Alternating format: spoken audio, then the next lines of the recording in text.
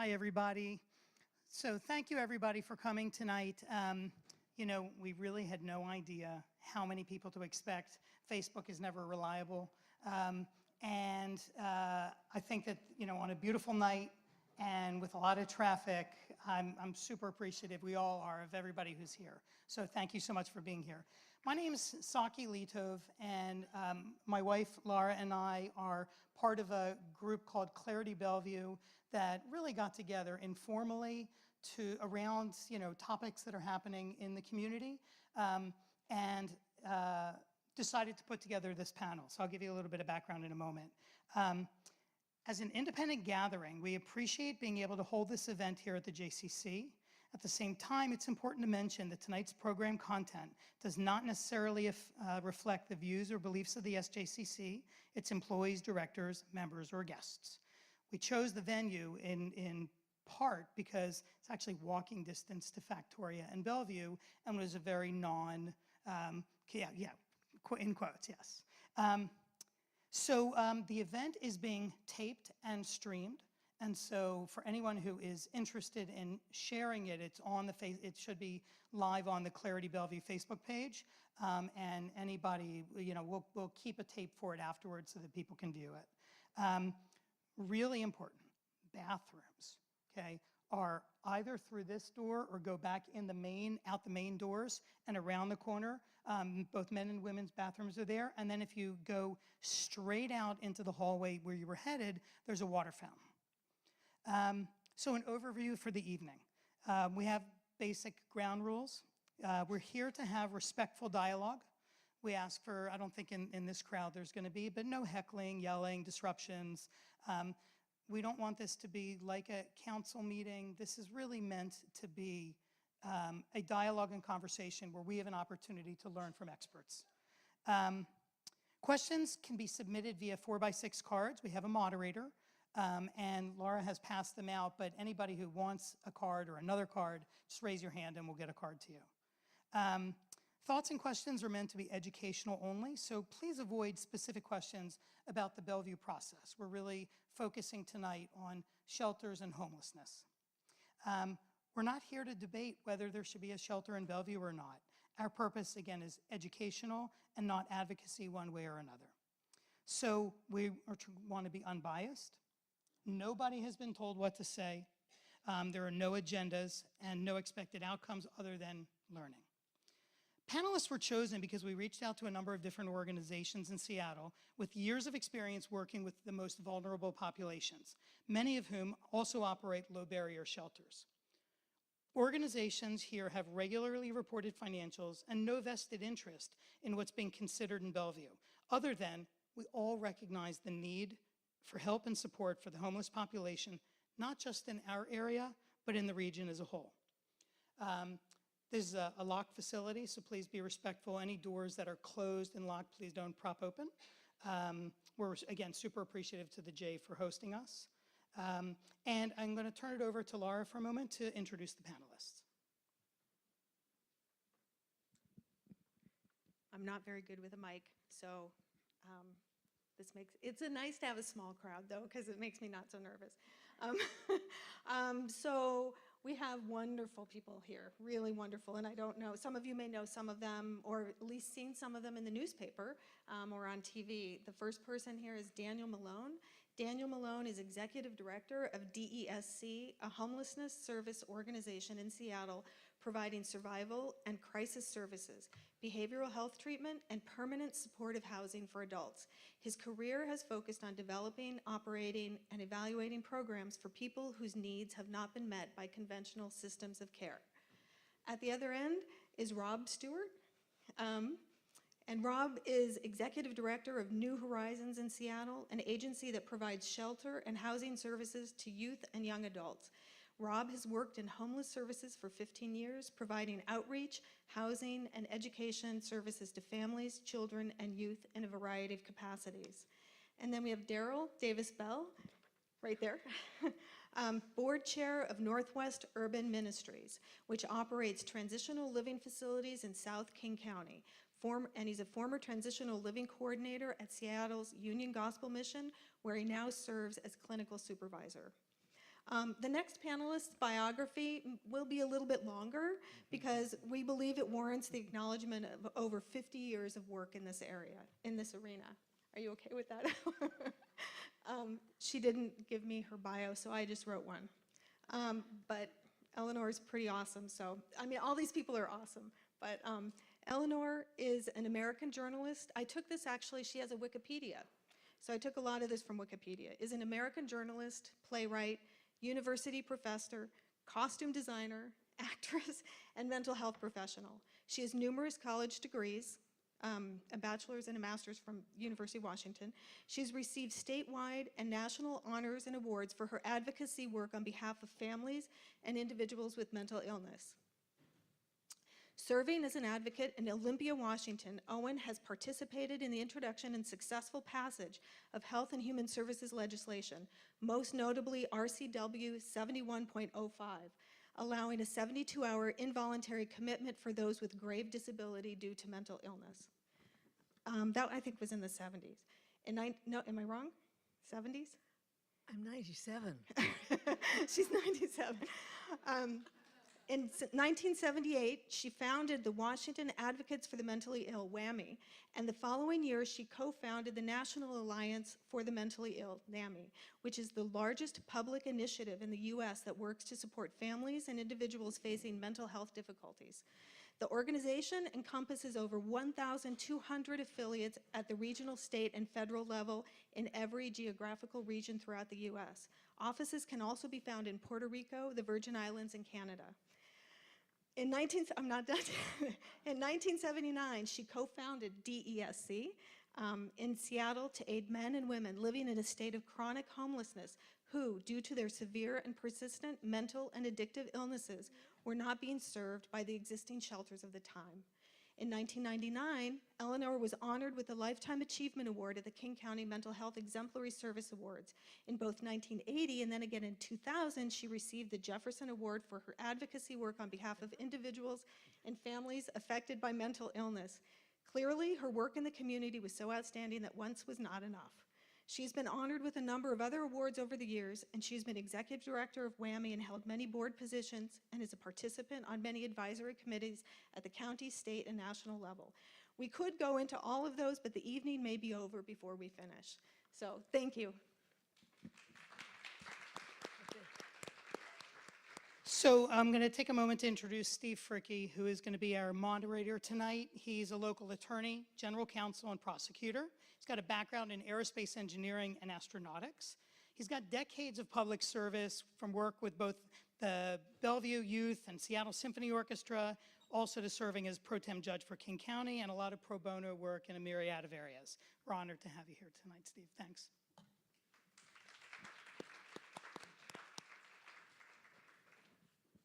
Thank you, Sai. Thank you, Laura.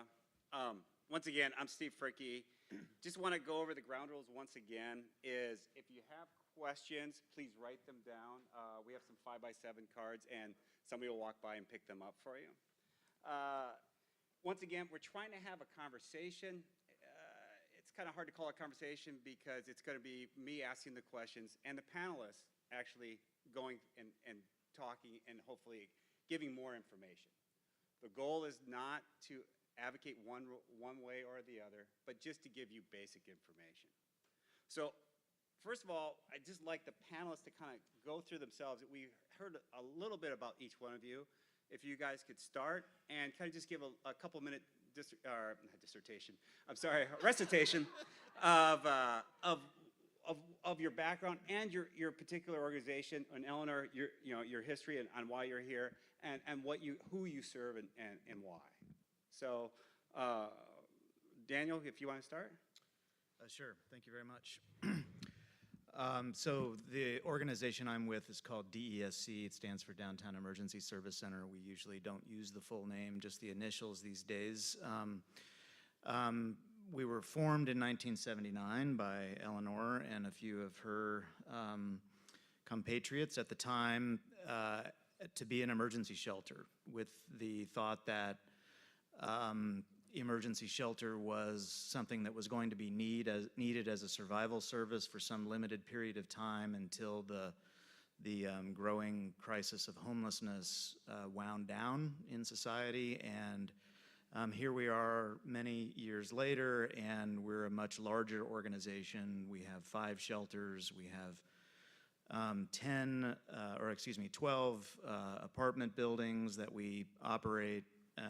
We utilize other housing on the private market, and we are a licensed behavioral health treatment provider doing mental health and substance use disorder treatment. And our focus as an organization is on a subset of the population of people experiencing homelessness, specifically those people who wind up in homelessness for long periods of time and have generally complicated, disabling conditions like mental health or mental illness and substance use disorder and complex medical problems. So our approach has been to accept people in whatever condition they're in, whoever they are, and attempt to form service alliances with them, ask them what they want, what their goals are, and provide for them the services that they want and that we think will make a difference. And most of that has led us to the determination that housing is really what people want, and people will accept it and do quite well when they get into it, even if they continue to have other challenges, that some of these other problems aren't yet resolved when they get into the housing. So that's my overview, and I'll just leave it at that. Thank you. Eleanor, if you want to give a little more background? Well, first, everybody needs to know that in addition to all that other stuff, I am a very old lady. I don't hear that well. And I think my role really is to have perspective. I grew up in a family where my father was not stable, and I have a son with schizophrenia, which is why I got involved. I feel that my role in the system is one of perspective. I've been actively involved for almost half a century, and I happen to have a very strong memory. I remember the rules and the laws that are passed, and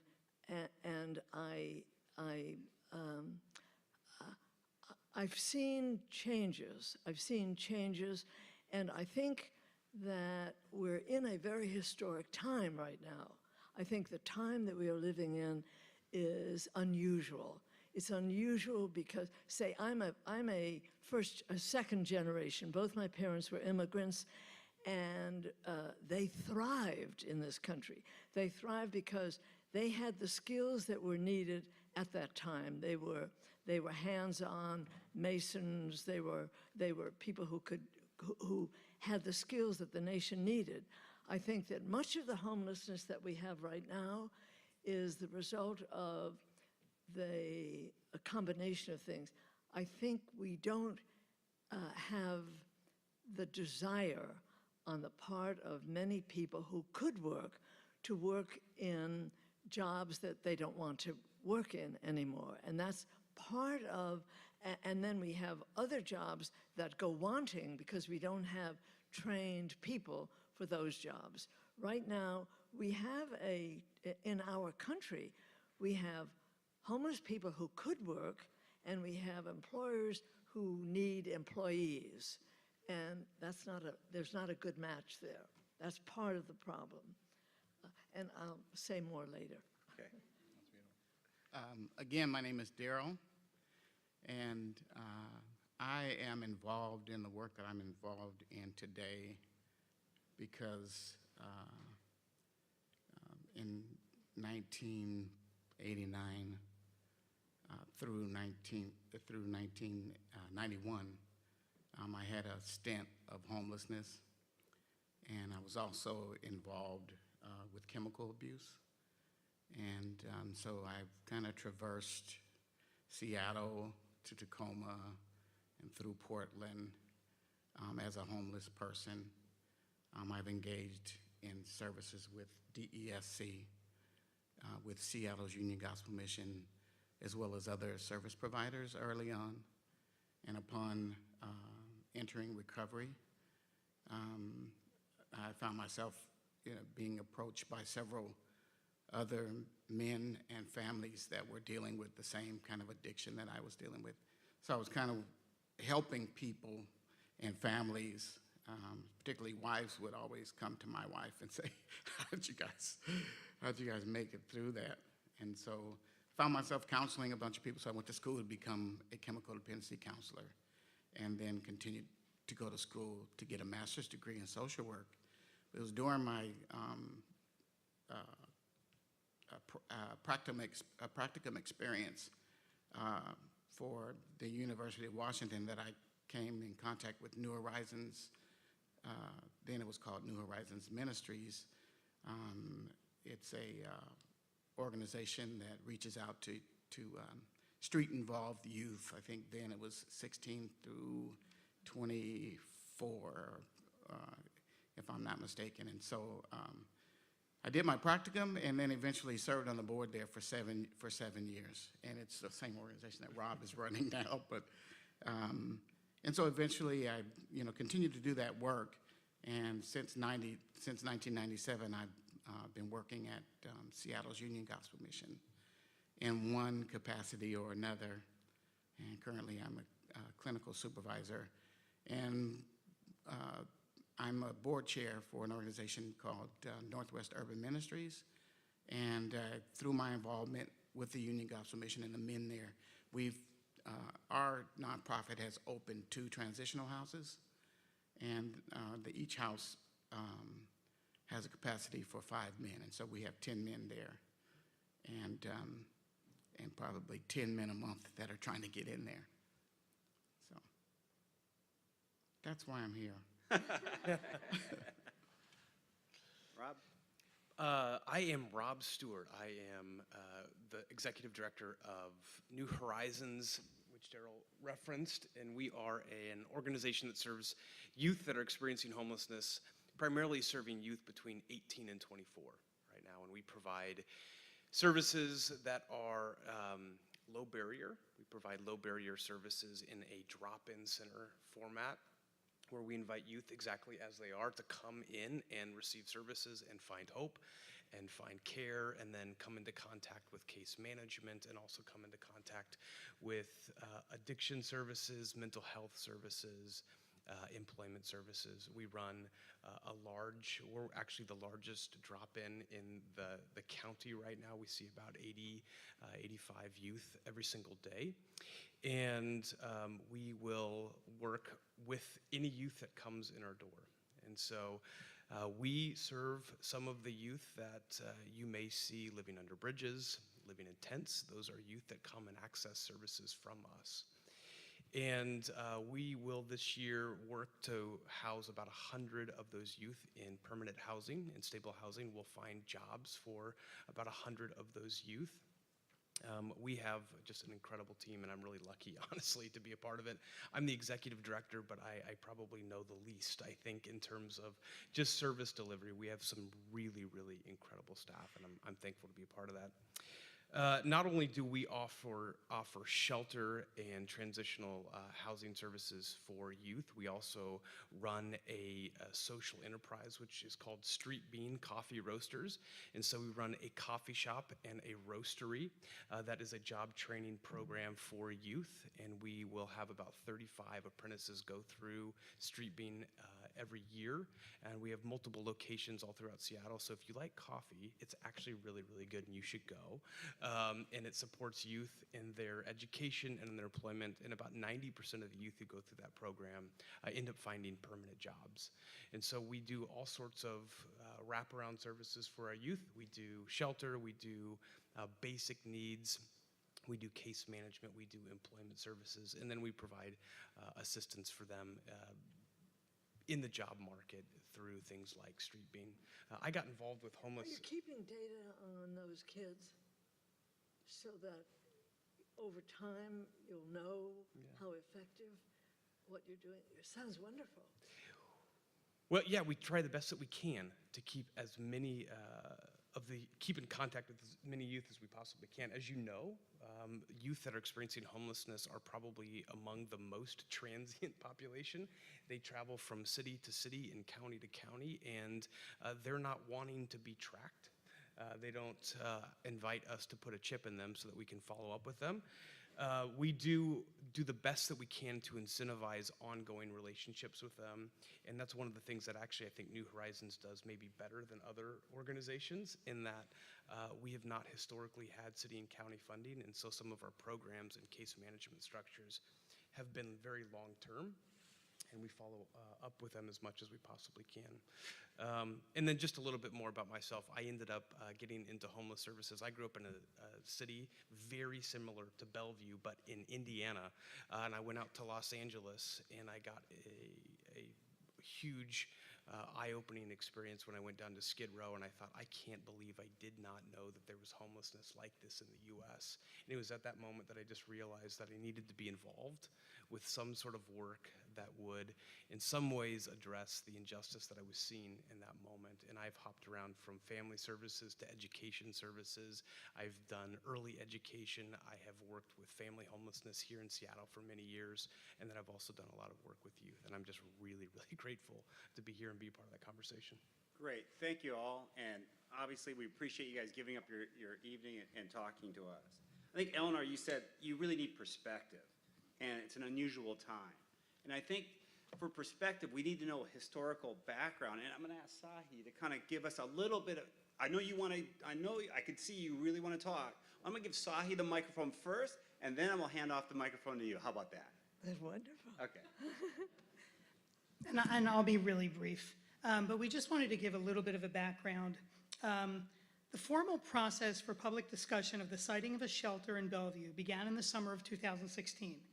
Many of us did not hear about that until October of that year.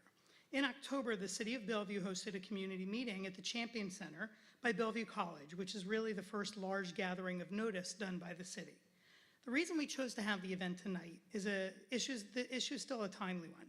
The city council is discussing and deliberating the issue now, and they're hoping to make a decision as early as this summer on the siting of a low-barrier men's homeless shelter, most likely in Eastgate, by the Park and Ride, Bellevue College, and the residential homes adjacent to the location. There is a public hearing scheduled for Monday, June 11th, and we encourage everybody to attend. Despite numerous concerns expressed by members of the community, the city chose to continue moving forward with the project, and despite a significant lack of answers to questions posed by the community. And on the occasions the city organized for information to be shared, it felt to our group that it's always been presented by organizations or people who have a vested interest in seeing a shelter of this scope and scale come to fruition. So in the vacuum we felt that was left by the city, a small group of residents decided to ask experts living in our greater community to share their insights and experience on serving this very vulnerable population. Additionally, it was important for us to not only bring in experts, but those with no vested interest in the project, so their information can be seen as unbiased. It's also important to the organizers, as well as to the speakers, that no one be told what to say or guide in any way the conversation this evening. Instead, the organizers created a set of questions that were sent out ahead of time to all the panelists so they could prepare to the best of their ability and then share with us data, facts, and information regarding their experiences. So I'm going to now formally turn it over to Steve, and we will launch into the main program. Great. So, basically in 2005, King County had a report, and they set up a program to end homelessness in 10 years. And in that time, obviously, homelessness did not go away. And as of last January, according to the stats that I pulled up, 11,643 people were defined as homeless in King County. And of that, approximately half of those people were without viable shelter, or stable shelter in that respect. And then of that, 248 were on the east side. And the east side includes Mercer Island, Bellevue, Clyde Hill, Hunts Point, Kirkland, Medina, Newcastle, Redmond, and Yarrow Point. Those are just basic facts. But when I was researching all of this data and everything, I kept coming with different definitions of homelessness. And the HUD has its definition, and that's the 11,000. And I've looked at different programs, they have a different definition. So I was wondering, particularly the providers, if you have your own definition, how you define it, and which segment of these population do you actually service? If you can go right down the line, if you can, or, you know. Sure. Okay. Yeah. Well, I think it's reasonable to consider that the definition of homelessness is anyone who doesn't have a stable place to live. But the reality that we live in is that there are priorities that are set, especially by public funding processes, as to who the resources should be dedicated to. And so what has come about in recent years and what essentially defines the work that we do at our organization is that the focus is on people who are what sometimes are referred to as literally homeless, meaning that they are either staying outdoors or they're staying in a shelter for people who are homeless. So in other words, they have no other place to be. They don't have somebody's couch they can be on. They don't have, a poor quality place to live. They literally have no place to live other than a shelter. And there are plenty more people who have lots of needs for better housing and that kind of thing, but those people would come kind of next in the order of priority. So, Rob, if I understand, you basically serve people with no structure whatsoever, not affordable housing in that respect. So people living in their vehicles or in tents or on the streets. Is that fair to say, or is it more than that? I'm sorry. Dan, yeah. People with no Yeah. I mean, we operate shelters, so we're serving people who are staying in our shelters. We're also serving many people who are staying outdoors, and they're staying outdoors in a variety of settings, including just really temporary things like doorways downtown, or they might be in a tent somewhere, they might be in a vehicle somewhere, they might be tucked up under a bridge or deep inside a green belt. Okay. And Daryl, or Eleanor, do you want to? Well, let me see. I think that there's something that we all need to recognize, and let's just say you or I. Here we are, 35, 45 years of age. We've been in and out of shelters or homes or jail or what have you. And all of a sudden, someone really reaches out and gives me some support. So now, oh God, I've got an income, I'm on Medicaid or Social Security or what have you. I have a place initially maybe to go to a shelter, or I have some other kind of temporary housing. And I have no skills. I have no skills. Believe me, I would be one of those homeless people. And so would you. I mean, that's what I feel we forget. We forget that a lot of people who are homeless, just by the grace of God and some luck, it's not my son or your daughter or what have you. But there's something else. There's another component here that everybody knows what's fair. You know, even the lion cub knows, I shall not bite hard my brother's ear when they're playing. We all know what's fair. I think what has happened in this country is that somehow or other, something's not fair anymore. It's not fair and I think that what we haven't done is we haven't triaged the homeless population. I mean, I speak to kids up in the U District, and I was shocked the other day. This one said, well, you know, I looked at him, we chat and what have you. He's kind of clean shaven and what have you. He said, I'm not like most of them, but I'm doing this for a year because my older brother went surfing for 10 years and what have you. And so I'm just traveling the country. So a certain percentage of the homeless are just having fun. And they're out there. Well, they are. I mean, that's the truth of it. And a certain percentage of them are like Rupert, whom I've known for 40 years. He won't take help, won't take it. He won't go on Social Security because he's too paranoid. They're going to track me and what have you.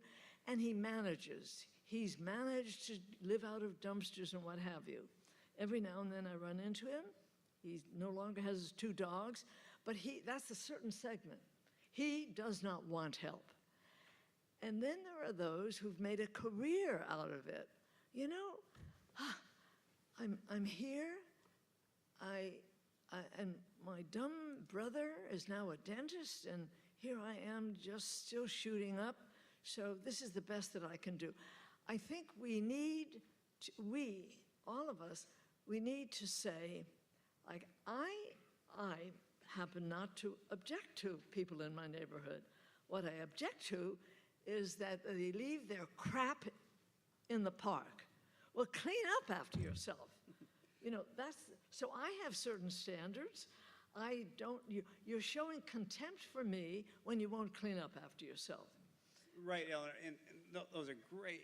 I mean, that's great perspective. And so right now what we're trying to do is trying to figure out, get on a common language and see how these different providers actually, what segment of the population of, you know, the people that you talked about, and who they're helping, and trying to see how they get their services. Yeah, it seems like you're helping kids. I'll tell you what, right? I'll let Daryl and Rob kind of speak for themselves. I believe that a person without a home it should be considered homeless. So, as far as what do we mean without a home? I mean, without a structure, without or a key, okay. without the freedom to enter and leave. And what segment As they does will. DESC? I'm with sorry. Northwest Urban Northwest, Ministries. yeah. We have 2 transitional houses. And, Okay. And I'm familiar with a slew of transitional housing programs. I'm not sure federally, but I know at least by the state that the men in our program are still considered homeless, even though they have a key. They're in a program, and so we don't charge rent. We charge program fees. Okay. Because we rent the houses from private owners, and so I would love it to be different. That these men would not be considered homeless, but that with support, they just are a part of our community because they're dealing with barriers and challenges, and especially in the state of Washington, King County in particular, I don't know that they could ever afford to have their own place. And then, so your organization specializes in servicing men of a certain age, or At least 18 to whenever, okay? continue breathing. How about you, Dan? Yeah, Rob, not dissimilar. Sorry, I got them all mixed up. I'll figure it You're out one of totally these days, fine. all right? Not dissimilar to Daniel. I think there's certainly a case to be made that anyone without a stable place to live could be considered homeless. We don't exactly have that luxury. We have to make prioritizations as we relate to how we deliver services, and so we deliver services to those that are literally homeless, living on the streets, living in tents, living in encampments. The only thing that might be slightly different from DESC is that if a young person is couch surfing, hopping unstably from one couch to the next, we would also consider them to be homeless, and we do that primarily so that we can intervene prior to them getting on the streets, because we know that the trajectory of a youth living on the streets is chronic homelessness, and so we try to intervene as quickly as we possibly can. So that may be the only sort of variation, I think, between DESC and New Horizons. And then you've used the term transitional housing. What do you mean by what do you mean by that, transitional housing? How do you get somebody, obviously transition means to move on, but from what to what, and how do you check on that? Well, the idea is that they will transition, at least the men that we serve have come out of substance abuse programs. We pretty much are from Seattle, so you got permission. And then in the transitional house is where ideally they'll stay 2 years, and even though they pay program fees, they can use that record as a rental history and to prepare them for permanent housing. And you give them job training and the like? They're working. Okay. And then, All work. Oh, wait, there are a few that are on disability. okay. And then we've been using the term low barrier, and in the community, low barrier has been used off and on. And once again, I've tried to find a solid definition of low barrier, and I know some of the panelists have used it, but I think once again, if we don't understand how you're using the term, we'll lose something, the audience will lose something. So can you explain what you mean by low barrier and how you apply it to your organization? If you have a low barrier, if you operate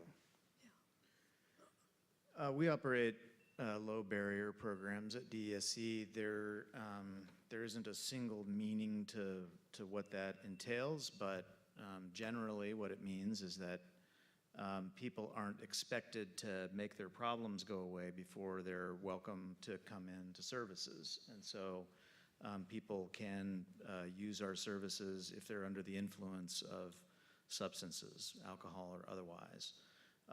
People can utilize our services if they are acting strangely, which may be due to symptoms of serious mental illness. That's generally what low barrier means. In practice, it can mean a variety of things. We have, in some of our shelter programs, we will accept people in essentially whatever condition they're in, so long as they're not hurting other people. But in some of those cases, or some of those shelters, there's actually a time by which people have to be in or they don't get in. Whereas we have another shelter where there is no curfew for people. So that is a removal of a barrier. Some barriers for some folks include things like it's too crowded. There are just way too many people around, and so we have some settings that are less crowded than others, and we think that is a lower barrier than others. So it can be a whole range of things that may be barriers for people, and in general, we're trying to remove the things that people won't like about a place in order to entice them to come in and use the services. Is that? Yeah, I'm going to give a little perspective, historical perspective.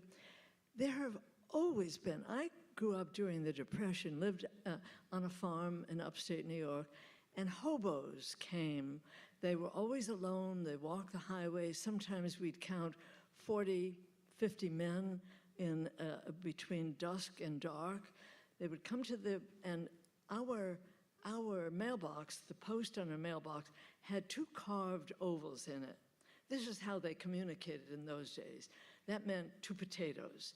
They would come to the back door. My mother would lecture them about not smoking in the barn and what have you. And we would watch these men make hobo soup. And we kids played making hobo soup. The men were, and this is really quite amazing.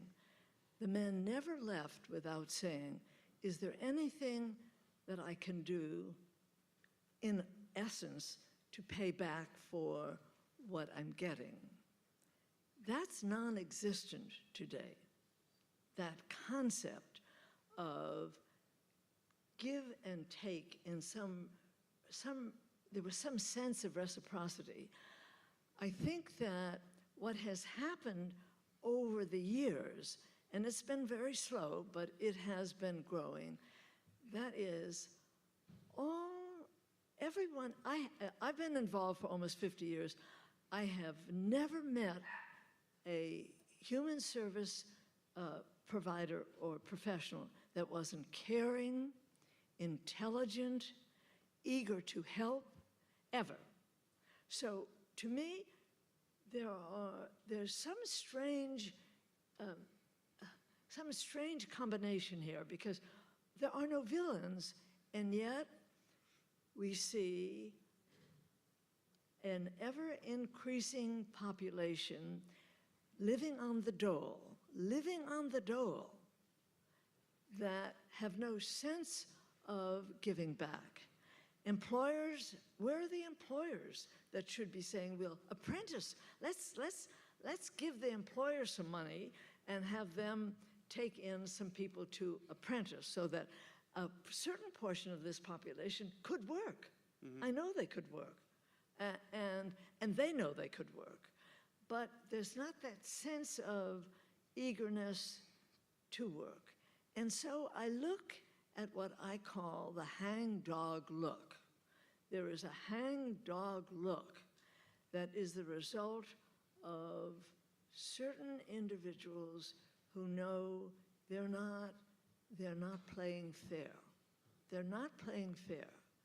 And I think that the bureaucracy is hearing that it's not really articulated as I am articulating it, but most people feel something's askew here. I'm paying my taxes, I'm living by the law, and yet somehow or other, something's wrong here.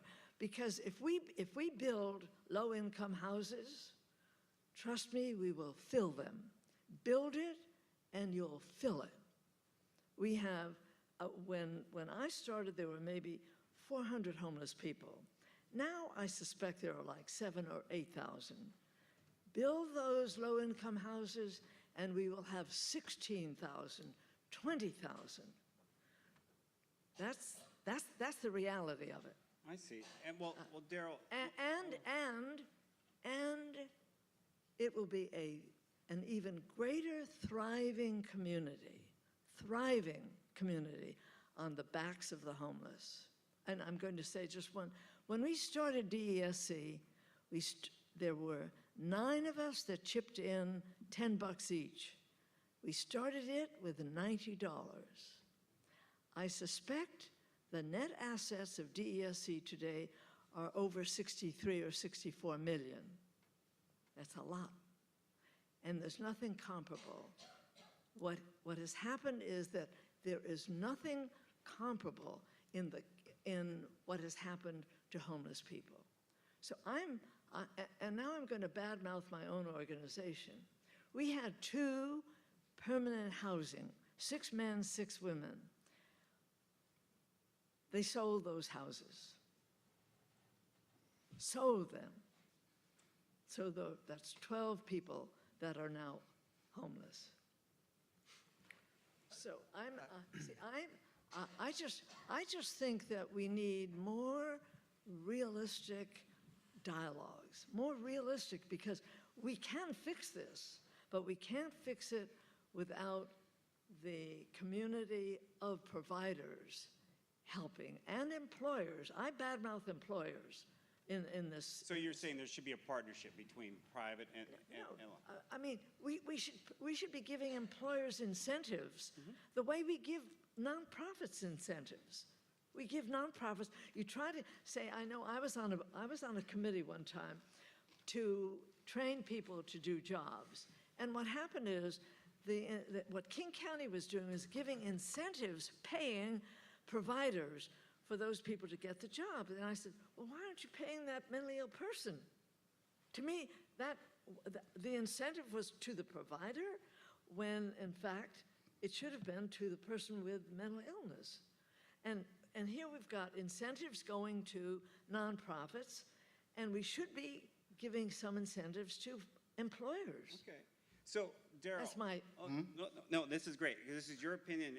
We told everybody this is your opinions and not unrepresentative of anybody else. So this is great. So, Daryl, once again, we were talking about low barrier, and how you guys apply, or your organization applies low barrier to your. I never use the language, but Okay. However, each organization has purpose. And so we're providing transitional living to men that have graduated Union Gospel Missions Recovery Program. So do they have And to so be? that's, Okay. could be called a barrier, but to me, it's an opportunity. Right, I guess the Because question our I have. purpose is not to serve, you know what I mean, to serve everybody. Yeah, the question is, do you, your intake process, is there certain requirements they have to meet before they get into your, Yeah, I just listed one of Okay. them. and is any other ones, or, Abstinence, okay? and to me, it's an opportunity, not a barrier. Mm-hmm. Do you Otherwise, get government funding? nope. But, incentives, say, how many employees at DESC? Hundreds now, right? Yeah, when you have 8 or 9 employees, you can struggle. But when you have hundreds of employees, no matter how eager you are to help, your primary goal is, you've got to get the payroll for those 200 employees no matter what.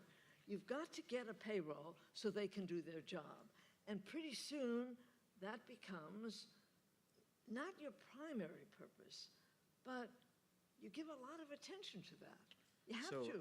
I'd really like to jump in on this. I think you've sparked some issues worthy of Well, good. debate here. I mean, I think if you're moving down a road of saying that providers are incentivized to keep the problem alive in order to keep the money flowing, that is sort of akin to, saying that the fire department is responsible for there being fires in the No, world. no, I think no. No, it isn't. We're here on the receiving end of a large societal problem and providing amelioration to the lives of people who are suffering a great deal. But actually, I would like to go back to something that you were getting at before, and I appreciate you raising some of the examples you did and some of the concerns you have about people you've met who are homeless, who you've described in different ways that I think sort of amounts to an argument that many people are violating the social contract that we all have with one another. I think that's true. The sort of lack of reciprocity, and you Yeah. mentioned an example of somebody who thinks it's fun, and while I disagree that there are very many people sort of the nature that you described, I guess I want to thank you for raising those issues, because I think you're getting at public frustration with the Right. problem. Yeah. And I think that we can sort of move down a more productive road in the conversation, and let's just stipulate that there are reasons to be angry at people who are experiencing homelessness if they are not doing all they can do for themselves, or not doing all they can do to contribute to society. Let's just stipulate that. I don't really agree with that point of view, but let's just stipulate that that's the case. Well, then what? Because we can be mad at them all day long, and that doesn't help resolve the problem. And then secondly, usually what happens when a society gets mad at people is we start punishing them. That's right. And this is where the evidence comes in that punishment is actually counterproductive. I agree with To people getting better, being jailed, being shunned, ostracized, all of those kinds of things. And so even if we have plenty of reason to be annoyed or mad at people, that doesn't drive us away from a solution is helping them and providing for them what it is that they need. And then they have an actual opportunity to do better. We're a mental health provider, but we don't do that great of a job with meeting people's psychiatric care needs while they're homeless. Once we get them housed, we have much greater opportunity. The thing we've learned over the years is that we can't expect to first get them well psychiatrically before housing them, because it's not very likely going to happen, and it's much less likely to happen in those circumstances than we just housing them in the first place. Same goes for people with substance addiction issues. And so I guess to me, that's where I wanted to go with this conversation. Can we move toward the practical of what we ought to be doing about these problems, rather than the things that I think, sometimes veer into this territory of being, just kind of an uncharitable or mean-spirited view of the people who are suffering the most. And I agree with everything you say. However, when we started NAMI in 1978, our mission was to decriminalize people with major mental illness. Now, billions of dollars have been spent, and we still criminalize people with all the money, with all the billions that all the providers are getting. They are not focusing on the sickest of them. My objection is they don't focus on the sickest, and they don't focus on the most well. The most well are also, you may know a lot of people. I happen to know hundreds of people with mental illness that once they get in the system, they are caught forever. Like Sears Roebuck is not about to give up its customer to Macy's. And that's the reality of it. Now, I can say it because of who I am. I can say it. But there are people out here who also know that, who feel frightened to say it. They're afraid to say it.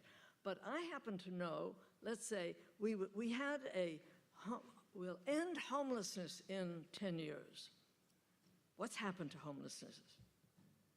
In King County. Did we end it? Carry on. No.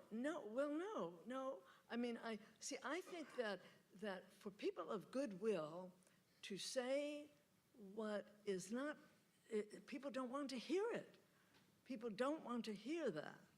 They don't want to. What part don't they want to hear? I'm sorry, I'm just not following what you mean by what people don't want to hear. Well, I think We obviously have a major problem. no. Massive. Well, I think we're spending billions of dollars, and we are not solving the problem. Now, that's I a think given. We got a couple. Yeah, I think, I wasn't quite done. I don't know how I spelled that back on. I'm sorry. I think I was mid-sentence. Go ahead, keep going, and we'll keep going down I just the line. wanted, just speaking of low barrier,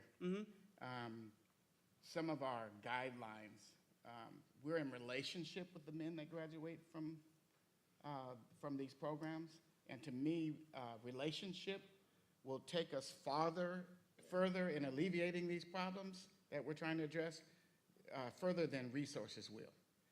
And so the people that come to our transitional houses, we've been in relationship with them, and these people have followed certain guidelines for success in their lives, and we want to make sure that they continue to have that kind of support.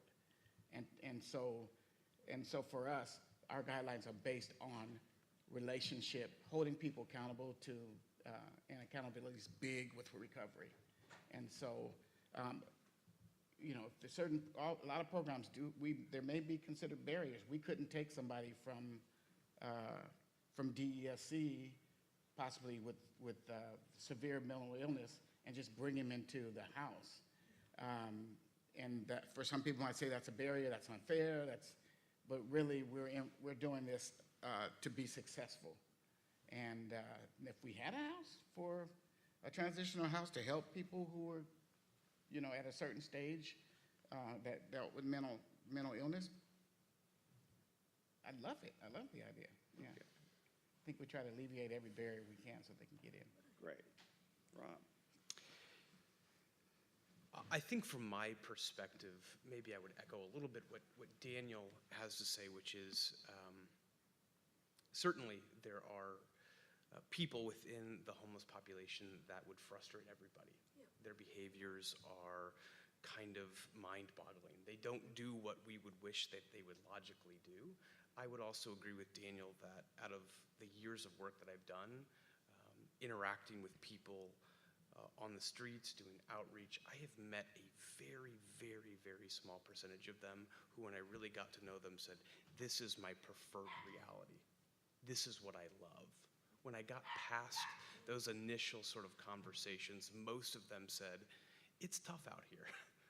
This is not an easy life being homeless, looking for food, trying to figure out how to not be perpetrated against. to be an outcast in a society, to not have a community. I've met a very small percentage of people who say, this is my life, especially among youth. They may say initially, this is what I love to do. But when you get down to them, they're a disappointed young person who finds himself in a situation that they never wished they were in, and they need to explain it in a way that's charitable to themselves, and so they often say that. We provide low barrier services because we actually, again, what Daniel said, we want to follow the research. It's not hard to point fingers at Seattle and King County in terms of how we have delivered services. That's an easy game to play, but we do know what has worked in other communities. We do know what has worked well with organizations that are finding success here. And we know that people who are the most vulnerable or the sickest, as you say, often were not opting into services because there were barriers that were there which were not necessary for their service. What type of barriers were there? Some of those barriers were behavioral barriers. Some of those barriers were sobriety barriers. Some of those barriers were having clean conviction history. So their involvement with the judicial system. And we found that a lot of the barriers that we put up to make ourselves feel better disproportionately affected people of color who are disproportionately affected by poverty and homelessness. And so that the barriers that we were creating were just really inequitable to people. So when you have no barrier, or I should say, I don't want opportunities, as you say, I'll use that. Or low barriers. But what's your intake process? How do you? Yeah, that's a really good question. Can you describe that? So our intake process it mirrors the HMIS, or the Homeless Management Information System, questions that are used for transition youth. And they are questions about who they are, where they're staying, things like that, if they have or are willing to self-report things like mental illness, substance use, things like that. Those are not things that automatically keep a young person out of receiving services from us.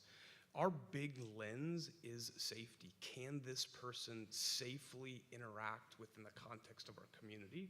Can they exist overnight with other young people and be safe? And so when you say community, are you looking at just your shelter? The shelter community, yeah. Okay. Can they be safe within our shelter community? Can we invite them in for the night? Can we invite them into our program? Can they interact with people safely? Do you have size limitations on number of beds or number of people? Of course, yeah. And how do you decide? I mean, obviously you got physical structures, but is there other type of concerns, safety, or that limits how many people you can take in?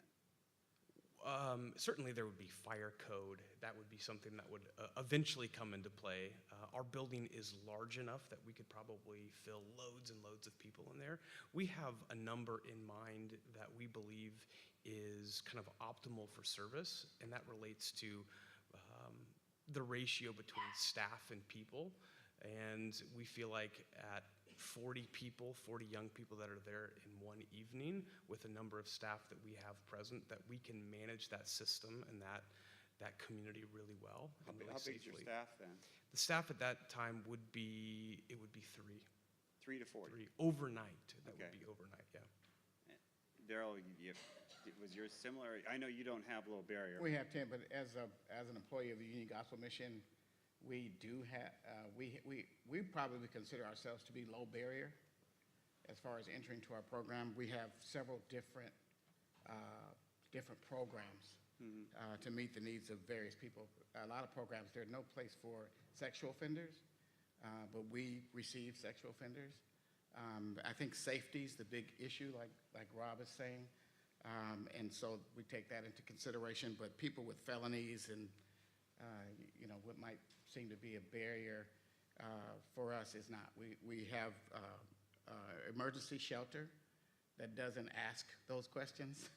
Pretty much, we take people off the street just the way they are.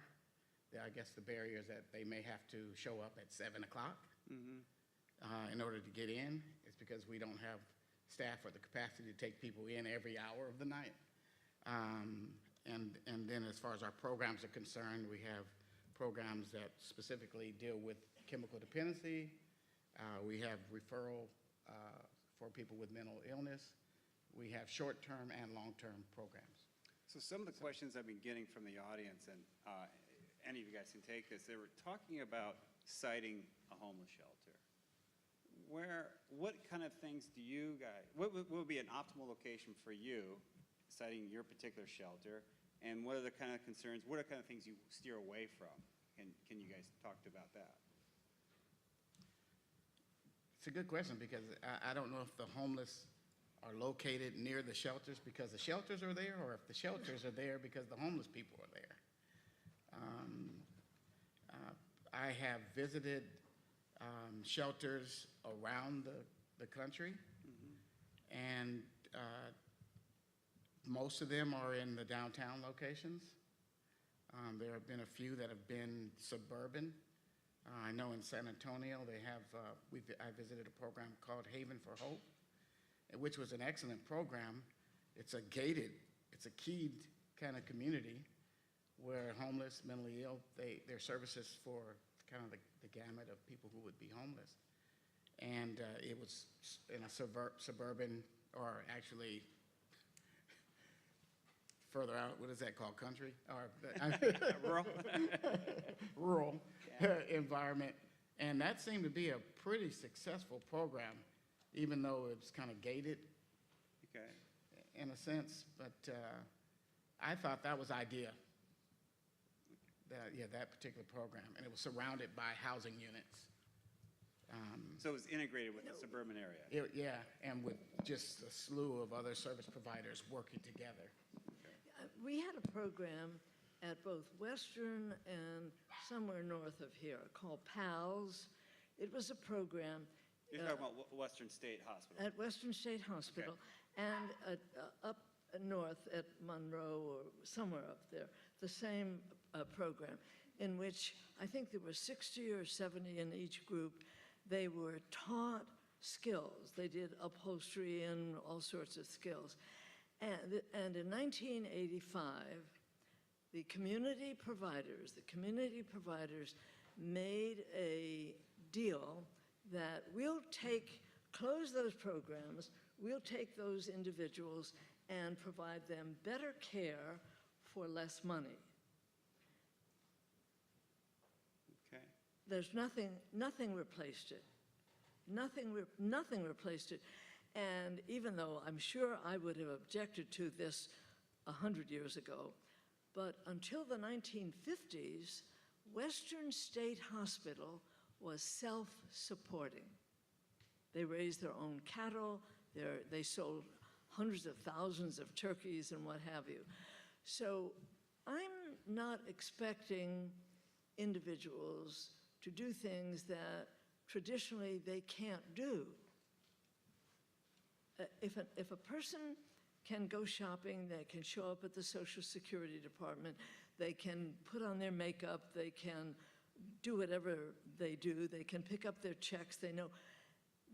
It's not, see, I feel that when I'm really bad-mouthing, I feel that much of the best work that good, intelligent, caring, compassionate people have done is to nurture dependency, to nurture it, so that after 5 years or 6 years, that person feels, I cannot work, I can't do anything.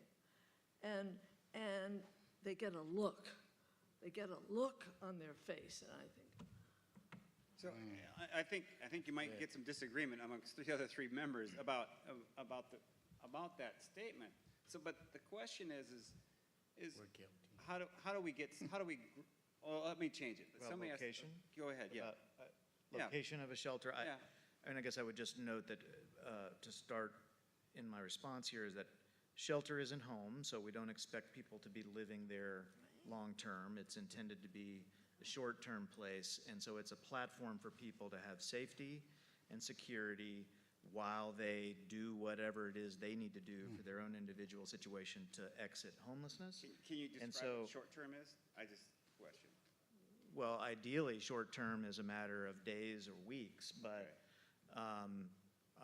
it's extremely rare that somebody is actually going to find housing that they're going to get themselves into and be able to pay for in that amount of time. So we should all be striving for these experiences of homelessness to be as brief as possible for people. But let's just assume that people are going to be there for longer than what I've just said, weeks and months, ideally, not more than 9 months, but it all depends on the back door, what kind of housing is available. And so, but just given these circumstances, that shelter is a place that people are using for temporary safety and security while they address the things that are going to allow them to exit homelessness. I think one of the key factors in citing a shelter is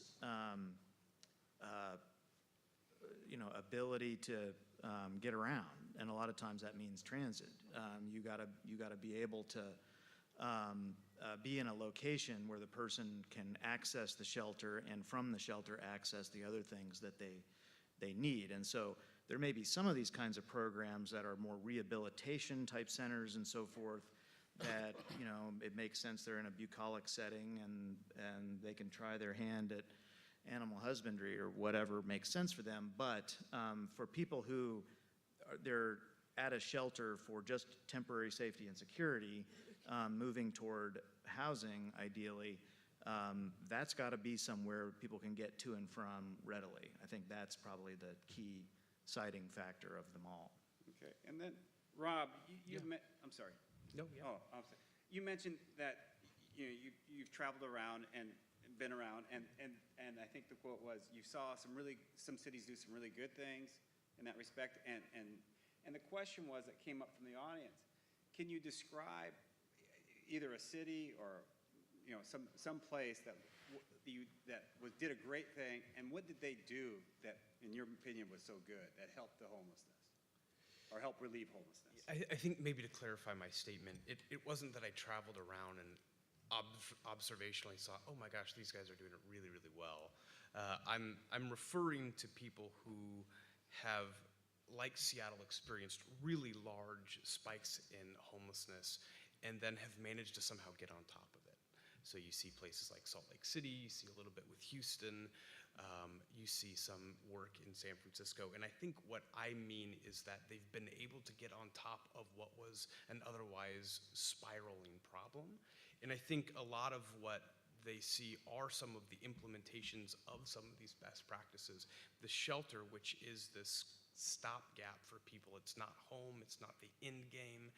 It needed to be low barrier. It needed to be a place that people on the streets were not reticent to go into. So that was one of the things that people saw.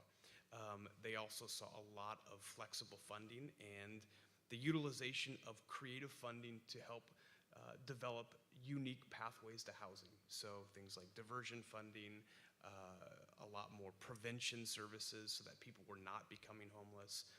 And then they also saw a growing number of affordable units, and there was all sorts of things that allowed that to happen. They incentivized developers, they made tax systems that were effective for developers to actually develop affordable housing.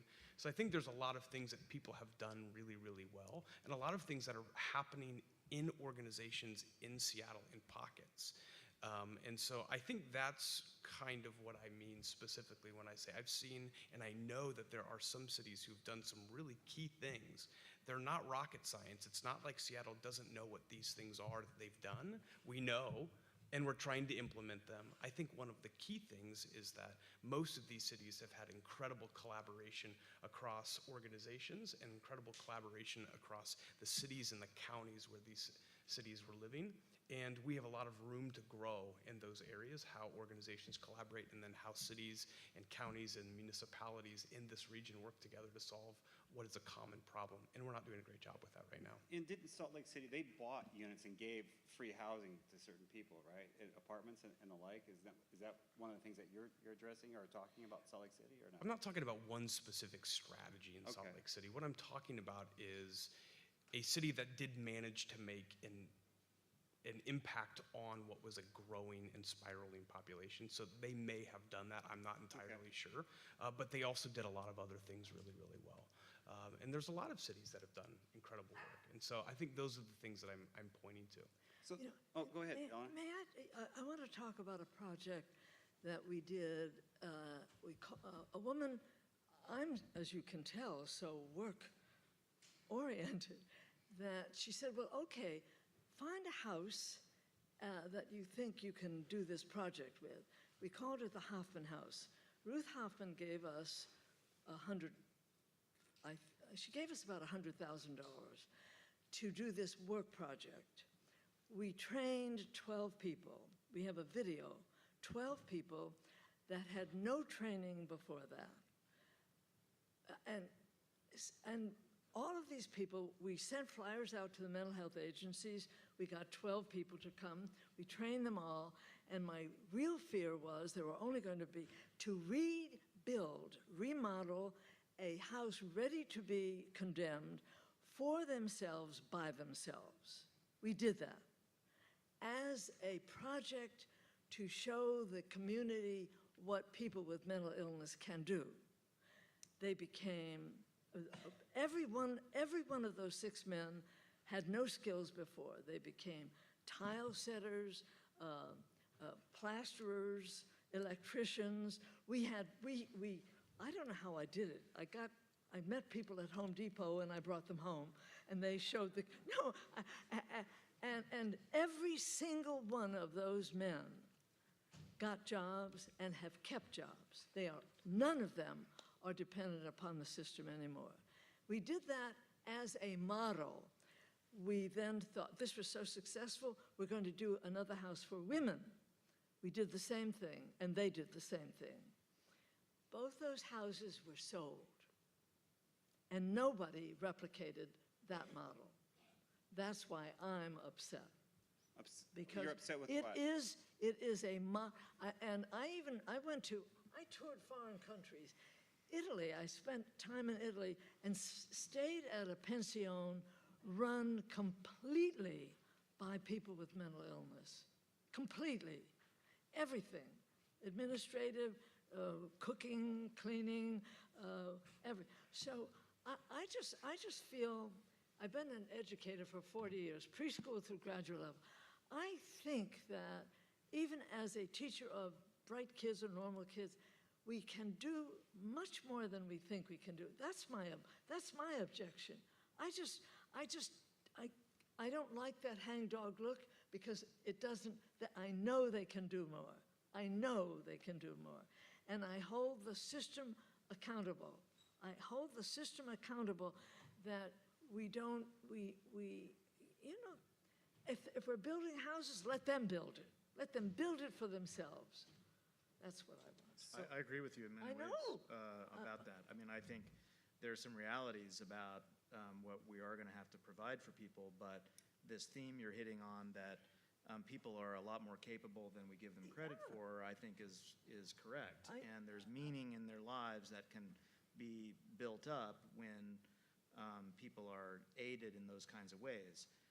I don't think that that is necessarily a substitute for some of this crisis work that No, we're I don't talking want anything to go away. I mean, I think we need everyone that is currently working at what they're working. But it's the people who are camping in the Roanoke Park and leaving needles around and all the neighbors are up in arms and they get them out and what have you. See, it's the people who are not getting help because we can't keep up.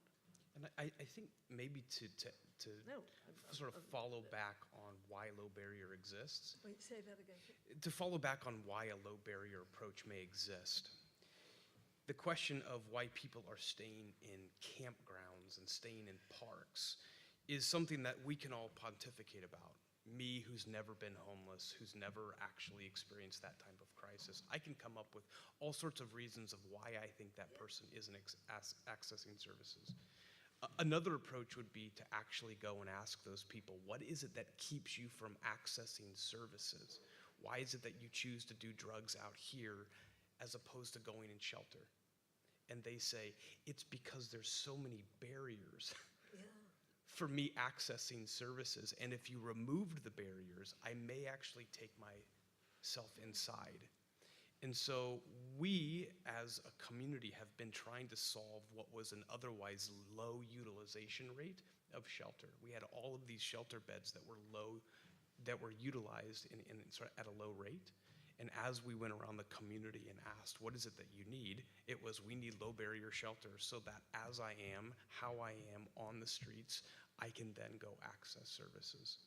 So I think there are some low barriers, not something that someone just pulled out of the sky.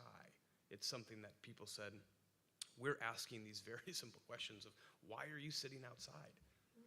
Yeah, I think that's an excellent point. I'd like to illustrate that a little bit with an example of a housing approach that's, not the same as the intent to be temporary shelter. It's intended to be permanent housing for people, but to take people directly from the streets. And there's an example, and so this low barrier approach to housing with intensive services is generally known as Housing First, and that's the hallmark of this approach that they did in Salt Lake City. And one of the inspirations for the folks in Salt Lake City was in Seattle.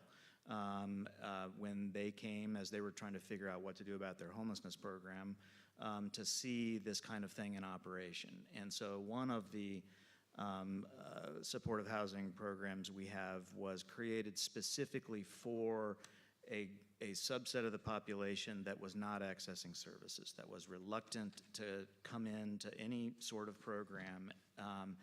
And along the way, these individuals were the heaviest users of a variety of crisis systems. So they were being arrested frequently and spending time in jail. They were going to the hospital emergency department repeatedly, often due to injuries that they sustained while they were out on the streets, intoxicated or getting in fights and things like that. And so this housing was created specifically for that group to be a different kind of approach, because the approach of jailing them and having them suffer health consequences and all that was not the thing that was motivating change in them, as we would all, expect it might do maybe for us. And so the ticket to get into the housing was that they were the heaviest users of these crisis services. No other barriers involved. They didn't have to make a case that they were deserving of it, or that they were going to start availing themselves of treatment or other kinds of services. And if you went and talked to a bunch of people that were in this target group and asked them, why are you out here? What's the deal? Many of them would have told you, as they told us, you know what, I'm out here because I want to be out here. This is my deal. I'm going to make my own choices for myself. However, you can get a different understanding of this when you actually go to those people, and instead of just asking them that question, you offer them housing. And you offer housing not just, hey, I'm a social worker, I can maybe help you work on it, and we can fill out some applications, and you can go, submit yourself to a screening process. No, you offer them housing. You say, I actually have a housing, I can take you to it right now and show it to you. And if you want to move in, you can move in. And when they get past the moment of disbelief that this isn't, that this is somehow a real thing, and they come to the housing, they accept it in rates that are astounding. 95% of the people accept that when they have been rejecting all kinds of services in the community and telling people, look, I'm out here because I want to be out here. That's, I think, a way of expressing that they're choosing that environment based on what they believe the alternative to be. And the alternative that they're used to in terms of, helping programs are things that are, a range of uncomfortable to be in because there are lots of other people around, or they're rigid, there are a lot of rules, and then you have these, young social workers telling you everything you need to do to change yourself and all that kind of thing.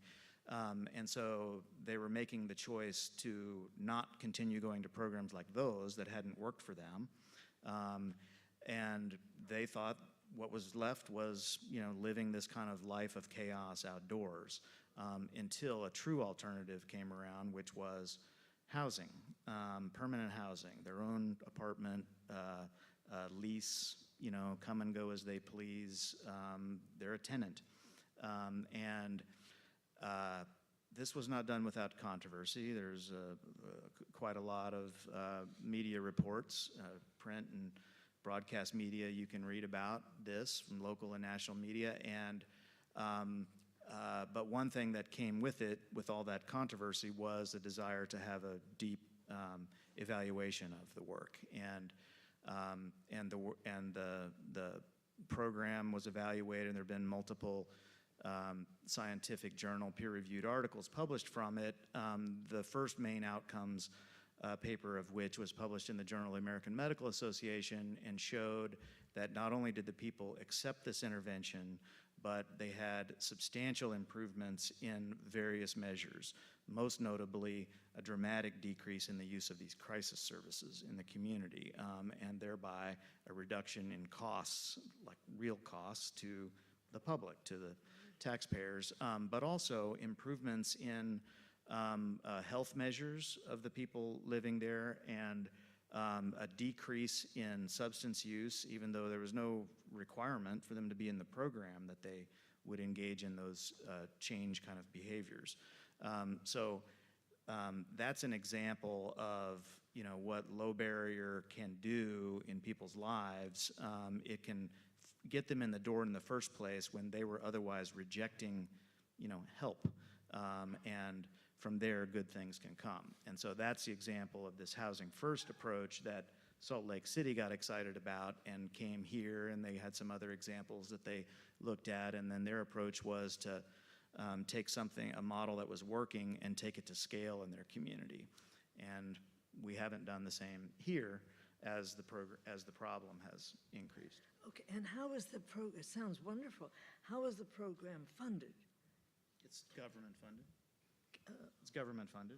Yeah, well, but It's funded by a source, a like variety of... Medicaid, It's not funded by Medicaid. It's funded No? by a variety of affordable housing and homelessness resources, essentially. yeah. See, because I think one of the biggest problems that we currently have is that those of us who live in King County, we've had a 17% increase in property taxes, and we're still not raising enough money to care for all the homeless people that we have. And I don't know about the rest of you, but I'm paying a lot of property tax, and I'm lucky in that I come from that generation, probably the oldest, most stable financially group in the world, because we were lucky enough to come through the Depression where we knew how to hoard and salvage, and we lived very, very modestly, so we're safe in our older age. But those of you that are coming along, watch it. I'm going to shift Yeah, gears I mean, from another. I'm going to shift gears a little somebody's got to bit. pay for it. Yeah, and the fact it's a good segue. So we've been talking about controls on people's social contract inside the house. Well, there's a lot of money, I think we touched upon it, that goes into funding. And then there's the Poppy report, the one that pushed out by King County and the City of Seattle and All Homes. And so some of the things that was one of the series of recommendations on there where they wanted basically evidence to see that you're fulfilling your duty to getting the money. And so we want to kind of talk to you is, how do you guys, first of all, how does your organizations feel about these criteria? Exits to permanent housing, average length of stay in your organization, how often people return to homelessness, and how do you measure it? And homeless entries, how do you determine between supportive and transitional housing, and then the final one, utilization rates? Those all came out of the Poppy report. And we're just trying to figure out, as service providers, do you find issues with the report, its recommendations, or how do you do your funding, and who do you account for? I'll start on the other side this time. Yeah, those are really good questions. Obviously, we are and have historically almost been entirely privately funded. Overwhelmingly, we have received 100% of our money from private foundations or individuals. Just recently, we have received some city and county contracts, which are fantastic. And those contracts require us to meet certain obligations. In terms of the expectations laid out around each of the individual items that you say, they seem to make sense and work for us. The only question that I would have would be on utilization. Utilization for homeless youth is very different than it is for families, certainly very different than it is for adults. And so that would be something that I would push back on a little bit. And I think having organizations be accountable to producing or carrying out services in a way that have tangible results of, are we actually helping people exit into housing? Are we helping people that are actually experiencing homelessness, or are we spending a lot of money serving people who are not actually experiencing homelessness? I think are all important things for organizations to be accountable for. And so we follow them, we meet the guidelines, we think the guidelines as an organization are fair and tenable, and I think they do incentivize us in some ways to do good work. They may not be fair and equitable for all organizations across all service sectors. Just my perspective. Yeah. Daryl? I've never been affected by any of that. Okay. All right. I don't have any thoughts on it one No way problem. or the other. Doesn't affect me. Okay. Daniel?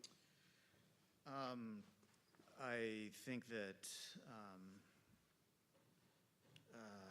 measuring outcomes is extremely important, and being held accountable for how those resources are used is also entirely appropriate.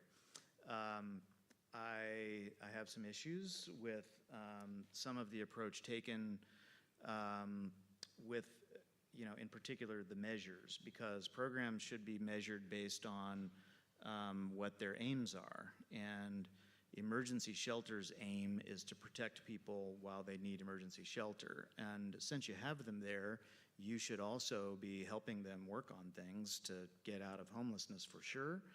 But for the only thing you're measured on to be, do they leave the shelter and go into housing, I think makes an assumption about what the program itself is capable of achieving when it doesn't control the resources of people getting into housing. And I say this as an operator of shelters that are filled with people with quite serious disabling conditions, people who are not going to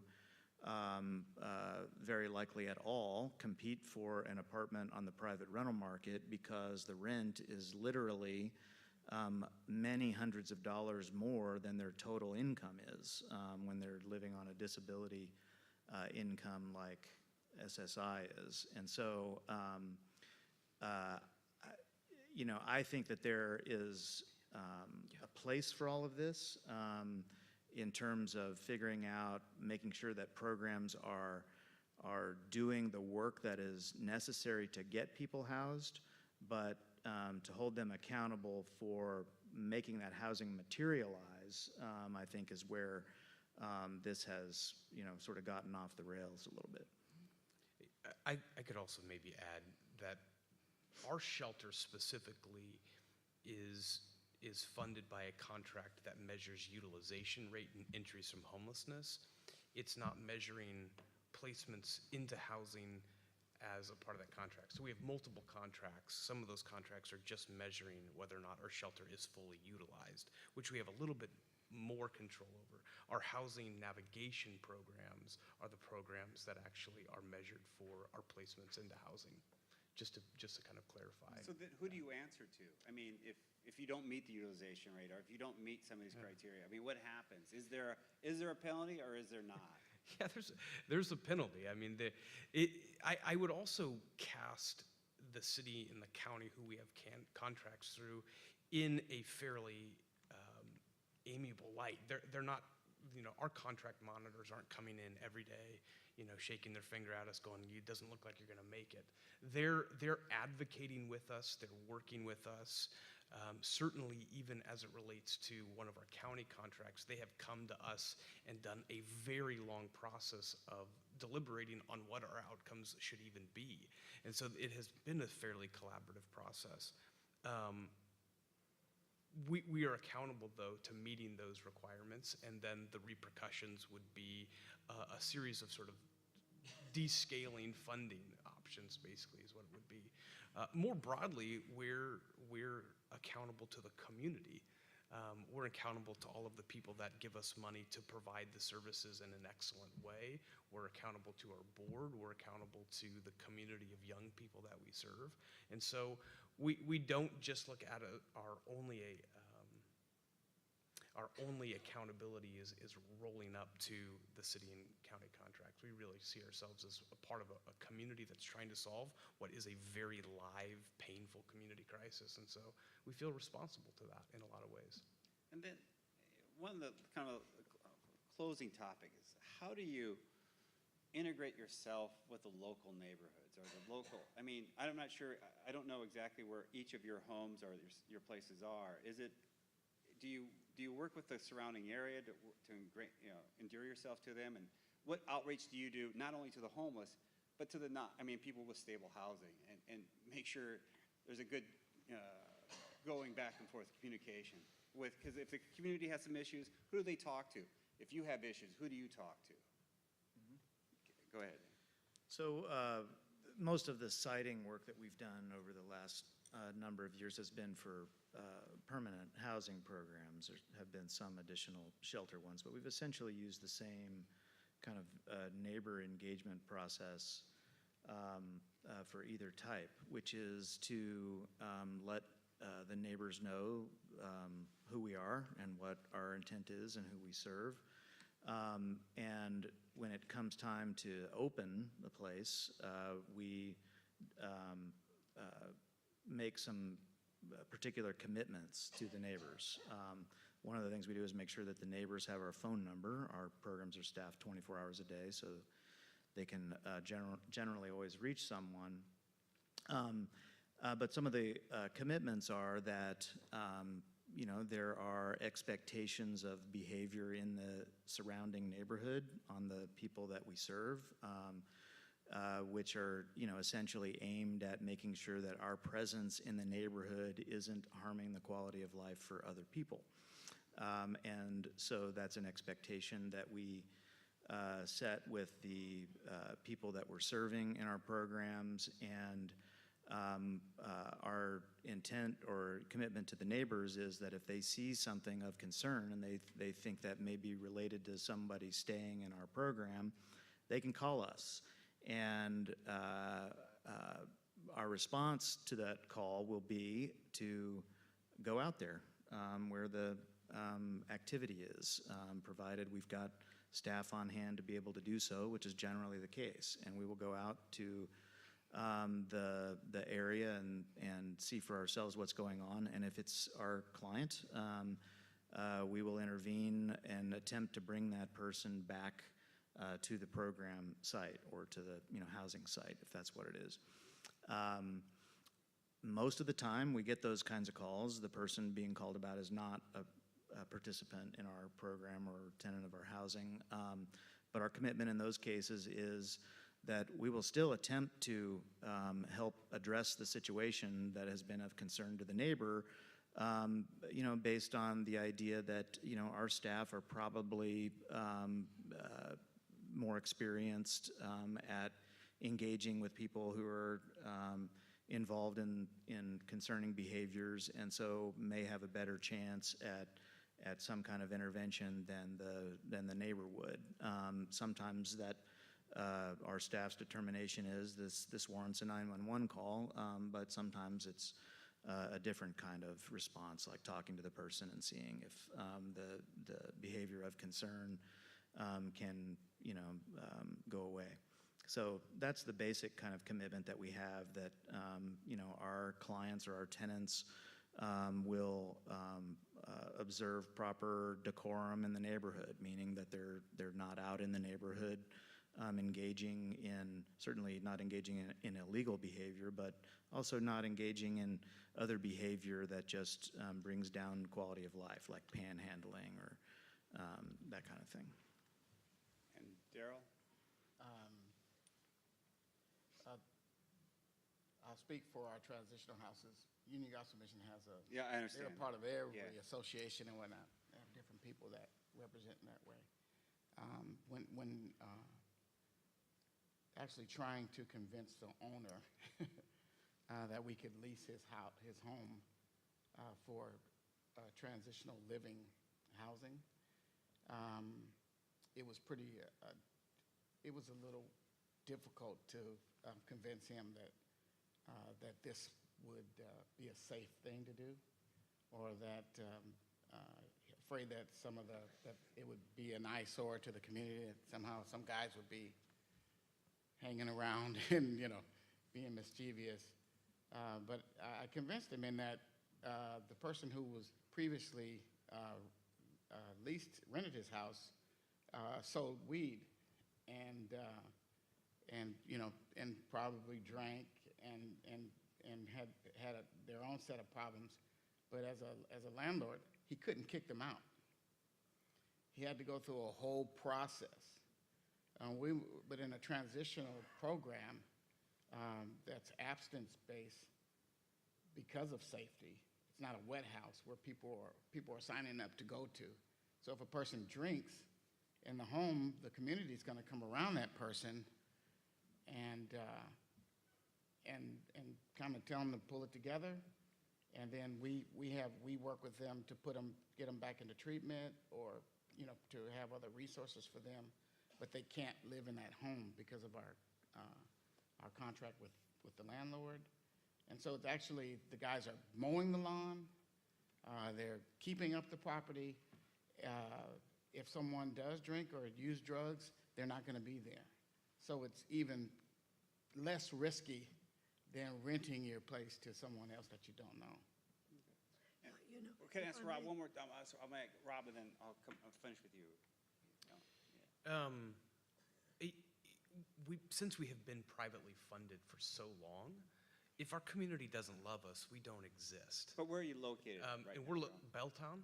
Okay. And we're located in sort of the non-busy section of Belltown. It's very residential. There's lots of people who are living there.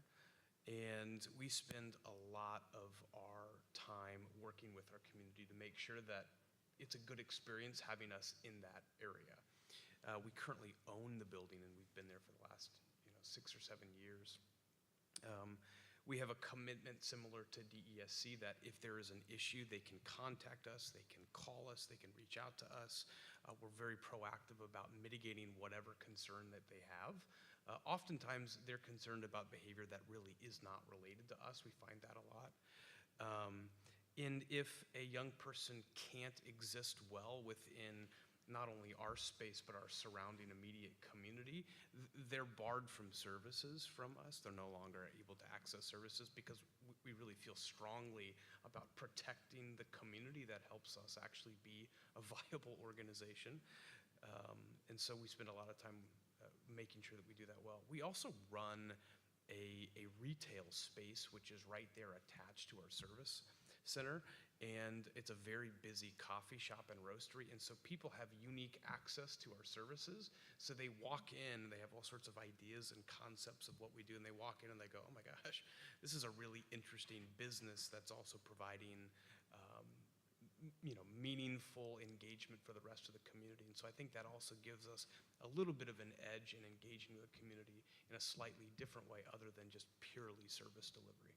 I see. And Eleanor, I'm going to give you the last word. Yeah, when we developed the Hoffman House, the thing that was really kind of wonderful was that the house was really in horrible condition in a lovely neighborhood in Ballard. And I remember going over there one day, and because the guys were scraping the paint off the side of the house and mowing the lawn, and they could see all sorts of things being improved, a neighbor came over in July with a pitcher of orange juice for the guys. So it was, but we had rules. Whoever lived in that house had to be in a treatment program because they were all mentally ill. They had to, no drugs allowed in the house. They had to meet once a week to process any problems that they had. If they had them, we had someone from the office who would resolve them. So it was making demands, if you will, that everyone act like a responsible adult, and the neighbors appreciated that. Great. Well, so first of all, I want to thank our panelists for giving up their time and their evening to have this discussion. We got a dog out there, great. Also want to thank the JCC for allowing us to use their auditorium for this discussion. And like to thank Sahi and Laura Litov. I mean, without them, and there's people behind them that are trying to be indiscriminate, but they're supporting them. And it's really your community that's doing this and putting on. I'm just a face up here asking questions. They did all the hard work. So I want to say thank you to Laura. Oh, there's Laura over here. And all the Quality Bellevue people. You know who you are. And I want to say thanks. You guys are doing a great job. And if this is positive and they got the energy still, maybe we can do another role. But this is great for you. Thank you very much. And then I didn't get through. I appreciate all the questions. There's a lot of them. It's their time, obviously. If you want to meet and greet and you have some time to do some one-on-ones, I'm telling you, you'll be here all night otherwise. But there are some really poignant questions we just didn't have time to get to. But I leave it up to you and how much time you can dedicate to these people. Thank you very much. You know, I have to tell you, I grew up And thank you again to the panelists and the audience. No, it's okay, Rob. But I just wanted to let people know we actually have the facility for another, 45 minutes or so. So please stick around, ask questions, and thank you all so much for coming.